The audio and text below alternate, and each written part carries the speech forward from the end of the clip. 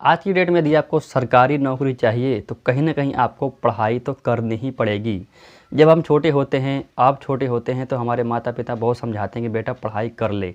But हम उन चीज़ों को इग्नोर कर देते हैं क्योंकि हमको उन चीज़ों के बारे में ज़्यादा नॉलेज होती ही नहीं है। फिर भी हमारे माता-पिता प्रयास करते हैं कि बेटा कहीं न कहीं पढ़ लेगा और आगे तक ये पढ़ाई पूरी कंप्लीट कर लेगा।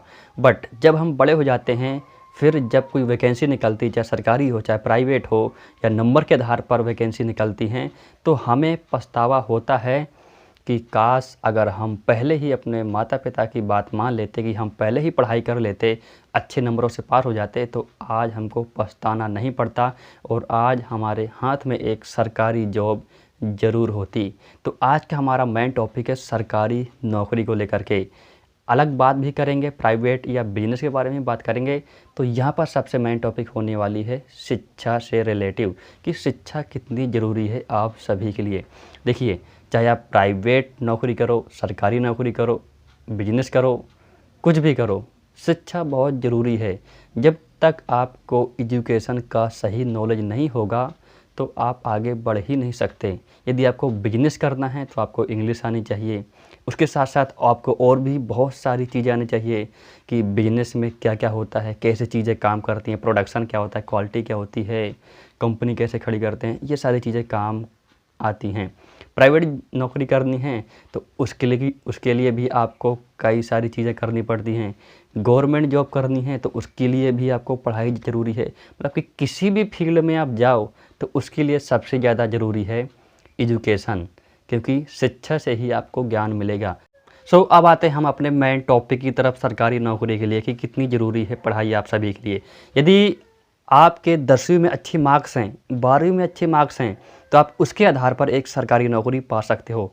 मैंने कल ही एक वीडियो बनाया पोस्ट ऑफिस की, जो एक नई वैकेंसी निकली है ग्रामीण डाक सेवक GDS की। उसमें आपके सिर्फ 10वीं के मार्क्स के आधार पर आपकी एक सरकारी नौकरी मिल सकती है। यदि आपके 10वीं में अच्छे मार्क्स हैं तो आपका सिलेक्शन वैसे ही हो जाएगा। तो अब आपको समझ में आ रहा होगा कि कितनी इम्पोर्टेंट है पढ़ाई।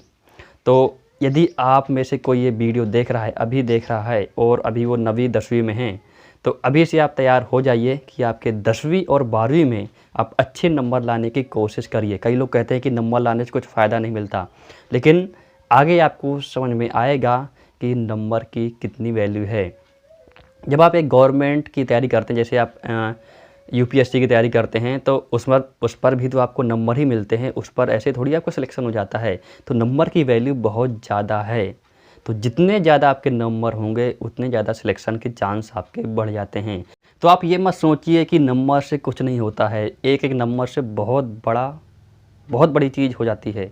तो नंबर भी ज़रूरी है, उसके साथ साथ नॉलेज भी ज़रूरी है। तो अभी से आप पढ़ाई करना स्टार्ट कर दो। माइंडेड, अब आपको चीज़ें समझ में आ गई होंगी।